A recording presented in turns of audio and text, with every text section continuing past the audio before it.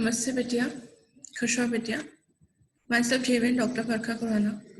Today we'll be discussing about the tracks, the ascending and the descending tracks. So let us start with the tracks. We have sensory or the ascending tracks, and the other one are your motor descending tracks.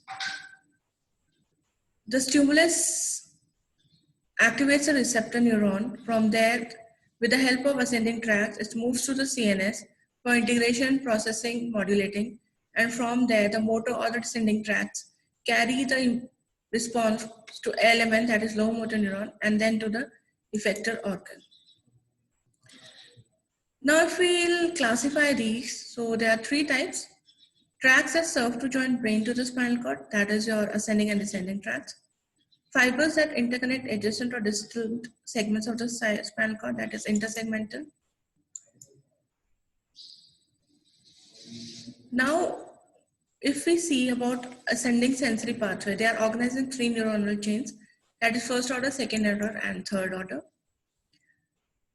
The cell body of first order neuron is present in posterior root ganglion. The second order neuron cell body in posterior gray column of spinal cord.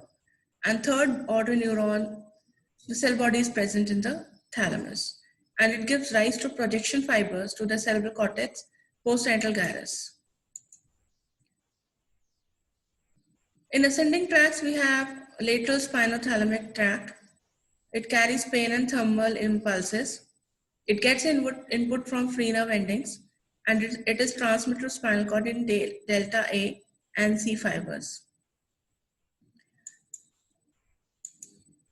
Then is our anterior spinothalamic tract, which carries light, touch, and pressure impulses. It receives input from free nerve endings, Merkel's tactile disc. Then we have posterior and anterior spinocerebellar tract. It transmits unconscious proprioceptive information to the cerebellum. It receives input from muscle spindles and pressure receptors. This posterior and anterior spinocerebellar tract is involved in coordination of posture and movement of individual muscles of the lower limb. Then we have spinal tactile tract, which passes pain, thermal, tactile information to superior colliculus for spino-visual reflexes. We have spino-reticular tract. These are uncrossed fibers that synapse with neurons of reticular formation. We have spino-olivary tract. Then we have fasciculus gracilis and fasciculus cuneatus that occupy the posterior column of the cord. This FG is medial to FC. Then we'll study about descending tracts. The descending tracts have corticospinal tract that arises from pyramidal cells of cerebral cortex. Previously also we have discussed about it.